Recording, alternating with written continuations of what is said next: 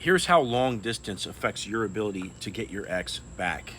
Hey, I'm Coach Benny, and I help people get their exes back. And one thing that you need to know is that the principles of attraction are universal, regardless of how much distance there is between you and someone else. But, if you met your ex in a certain way, maybe in person or whatever the case was, you had at one point maybe some ability to see them in person a lot more often and come together in that way potentially, or maybe you didn't meet them in person. Maybe you got together online somehow.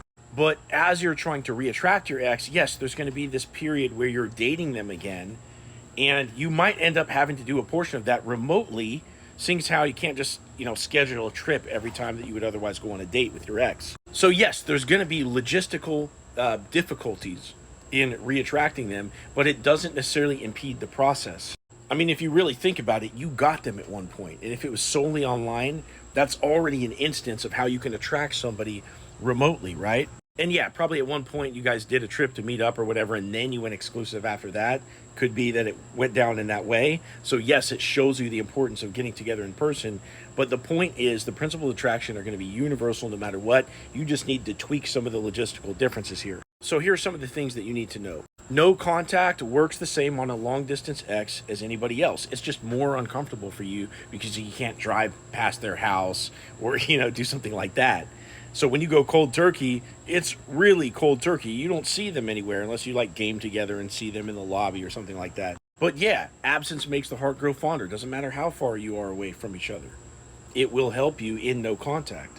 Now, whenever you and your ex start talking again, whether you complete that term of no contact based upon their attachment style, or whether they come to you and they start hitting you up first, somewhere, in that no contact time period, the things that you're going to do with them are the exact same things that you would do with somebody in person. You're going to be playful with them. You're going to stay away from all the drama and the talks and all this kind of stuff. And you're not going to get jealous and ask them about other guys or other girls. You're going to focus on fun and tease them and catch up with them and this kind of thing and have shorter interactions where, you leave them wanting for more, where they're chasing you.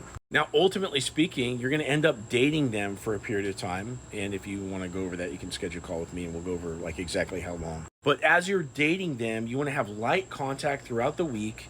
And then your date can be a FaceTime call at the end of the week.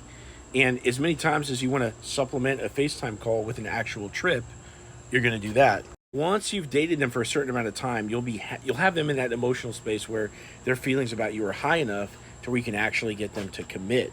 But yes, your long distance relationship where you're trying to get your ex back, ultimately speaking, the only difference is going to be that you're going to have to, replace actual dates with FaceTime calls every once in a while. Everything else is going to be exactly the same. All the principles are exactly the same. And you can get a long distance ex back just the same way that you can somebody in person.